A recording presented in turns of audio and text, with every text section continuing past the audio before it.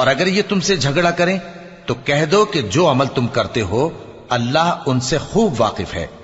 जिन बातों में तुम इख्तिलाफ करते हो अल्लाह तुम में क़यामत के रोज उनका फैसला कर देगा। क्या तुम नहीं जानते कि जो कुछ आसमान और जमीन में है अल्लाह उसको जानता है? ये सब कुछ किताब में लिखा हुआ है।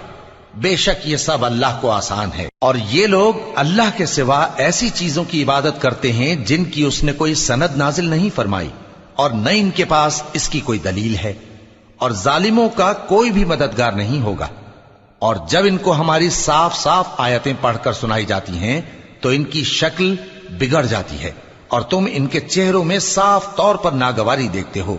ऐसा लगता है कि जो लोग इनको हमारी आयतें पढ़कर सुनाते हैं उन पर हमला कर देंगे।